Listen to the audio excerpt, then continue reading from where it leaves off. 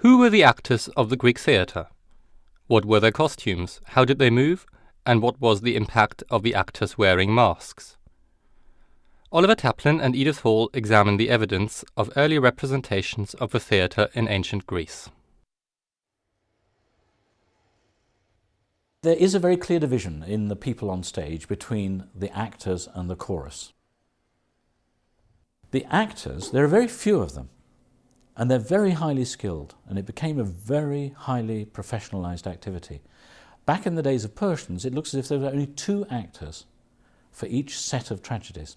Took all the parts between them, so that means that they might be acting a young woman one moment and an old man the next moment. They would change their masks, they may have slightly changed their costumes, obviously they changed their body language, they may have changed their voice, but only 2 and then 3. Within Aeschylus's lifetime it became 3, but it stuck at 3. Occasionally it looks as if maybe a 4th person could take on a very small role, but it sticks at 3 actors. Why does it stick at 3 actors? I think there are 2 ways of coming at that. One is that it was a highly specialized profession, and only very few were regarded as having the presence and above all the voice to be actors in a theatre of this size and performances of this importance. But at the same time, actually, they're wearing masks, remember, and they are a long way away from the people at the back of the audience. And if you try acting in a very large acting area, you will find that once you've got more than 3 people speaking, it is very difficult to know who's speaking. Persians was performed by only 2 actual speaking actors plus the chorus. And it's very interesting to see Aeschylus writing particular roles for particular kind of skills that he expected from the actors. The messenger, for example, has some of the longest speeches in Greek tragedy and had to be able to sustain an extremely long and detailed story without losing the plot, as it were, and without a lot of significant action. On the other hand, the roles of the Queen of Persia and of Xerxes require a considerable amount of effort in terms of impersonating either a woman or a king who never does anything but sing. The whole role of Xerxes is written in lyric meters, which show that it was actually sung more like an operatic role.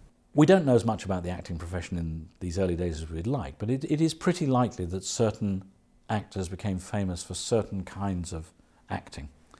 Certain actors became famous as singers. Other actors maybe became famous for playing women's parts, but there's no doubt when you divide the parts up in the plays, actors had to be prepared to play both male and female, and probably had to be prepared to play both old and young. The chorus were not professionals. They were actually ordinary Athenian citizens, probably very young men. It seems to have been a bit equivalent to doing military service, was actually performing in big choruses in the city. Athens was a city alive with song and dance. There were literally dozens of occasions on which men had to gather in big groups and sing and dance together. They were very proud of this, and it required a lot of discipline.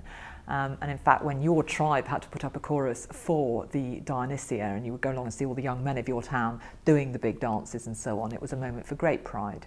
If we ask, what did the actors look like, what did the chorus look like, we're short of good evidence. The good evidence ought to be painted on vases, because painted vases survive in the earth across hundreds and even thousands of years.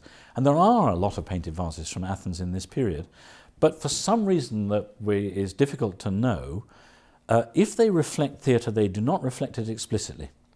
But there is one which clearly does show a chorus, or part of a chorus rather, in performance.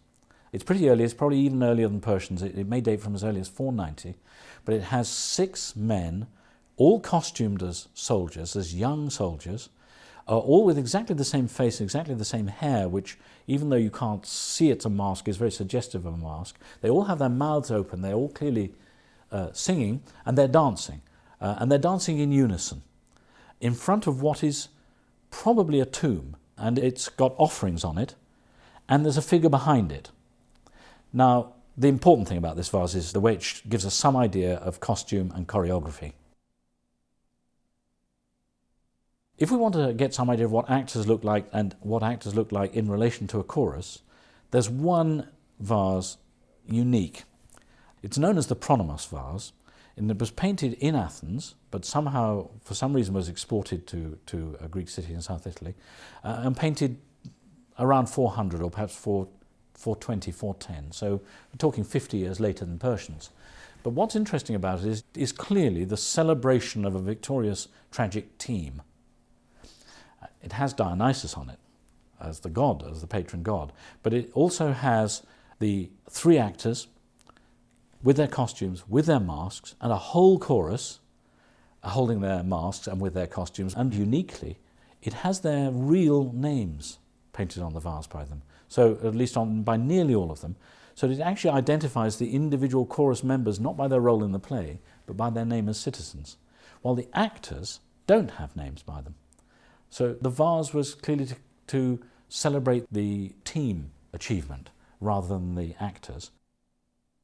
But it does celebrate the instrumentalist. In fact, he's in a pretty central position, seated beneath Dionysus, and his name is Pronomos. He was a very famous player of the aulos, and on this vase you can see actually what an aulos looks like. It is a double pipe with two reeds. And this was the instrument that accompanied tragic choruses and tragic singing. It's an instrument that clearly had a really strong, piercing sound that could be heard throughout this large auditorium area. And also, the playwright is there with his name, he's called Demetrius, and he's sitting on a stool with his roll of papyrus, his script in his hand, looking a little bit disconsolate actually. He's slightly sidelined, I think, by the aulos player, but he is there. The costumes of Greek tragedy were probably not as differentiated as we think of the costumes in modern drama being. There are regal costumes, there are humble people's costumes, there are slaves' costumes. Obviously there's some differentiation of male and female. But actually, as far as we can judge from the art record, the biggest single differentiation of costume is between Greeks and barbarians. For barbarians and Persians in particular, we got quite a lot of evidence of how they were costumed or how people thought of them as costumed, because there are quite a lot of vase paintings and other artworks showing barbarians. For the purposes of this play, there's one particularly interesting one, which is an Athenian pot from the mid-century, so not long after Persians, which was found at Corinth and is unfortunately broken into fragments. But the fragments are quite interesting. You can see quite a lot from them. And the two main features of a barbarian costume are clearly there. One is what they wear on their head. They wear a big headdress, a big kind of cap. The other is trousers. Trousers are very un-Greek. A Greek wouldn't have been seen dead wearing trousers. In the representation of the trousers of barbarian men, they're very highly decorated, they're highly ornate. And just luckily, we've got a scrap of a leg, a trousered leg on this Corinth vase. We can be pretty sure that in the original performance of the Persians, that the old men looked something like that. That Darius would have looked like an even more ornate version of that. The mask became the symbol of the theatre. The tragic mask became the symbol of tragedy, the comic mask became the symbol of comedy, and in the later vase painting, including the Pronomos vase, the actors are holding their masks. So every actor wore a mask the whole time. Every chorus member wore a mask the whole time. The difference is that the actors' masks will have been to some extent individualized for the roles, and the chorus's masks will be very similar to each other. What's the function of the mask, though, has been there hasn't been as much written about that as you might expect, but it is an interesting dispute, because some people come at it from ritual, and they say the mask is to do with ritual and it's a symbol of participating in an activity for Dionysus. Other people take a very practical line. They say, no, the only reason they wear masks is because we're in a very big theatre. There's no room for minute facial expression. There's no room for the kind of psychological nuance of the face that we're used to. Therefore, they wear masks to be properly visible.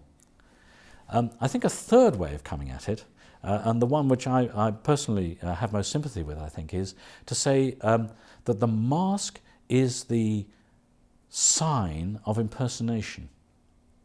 That actually, when you impersonate, we're so used to it. We're used to children acting in plays, but you're actually doing something rather strange. You're saying, here am I, a young male Athenian citizen, and I'm going to impersonate being an old woman. or I'm going to impersonate being a god. That seems to me quite dangerous. I'm going to impersonate being a dead Persian king, or I'm going to impersonate being a foreigner. I'm going to even, in this particular play, going to impersonate people who we had a deadly battle with within the last 10 years. Seems to me that to do that needed, if you like, some kind of barrier, barrier between the person and the role. And the way they handled that was by putting on the mask. So when you've got the mask on, you have the license to be something quite different from your real self. And when you take the mask off, you return to being your real self. As an actor, the great advantage of the mask is that you can be old and ugly and still play beautiful young people, and there's actually a lot of discussion of that and a lot of comment on that. Provided you had the skills to impersonate them, you could carry on acting till you were 70 or more, and people did. Secondly, actually delivering the kind of loud speeches and songs that were required in the ancient open-air theatre probably required a lot of facial distortion. It was extremely hard work. We've all seen opera singers with their features quite contorted. The mask allowed you to do that freely and concentrate simply on the acoustic effect that you were making. The other great advantage of the mask for an actor is that it can be very scary. There's something very sinister about a painted artifact that covers your features but animated from inside by a vital human force. And I think Greek theatre managed to combine some of the scariness of puppets or automata with the real physical, full-on, actorly charisma that you get with knowing there's a famous actor up there. Any kind of intimate acting, especially any kind of acting that's filmed, tends to use the face. Masked acting uses the whole body, the language of the whole body much more, and clearly the Greek theatre was a theatre of body language, not a theatre of facial language.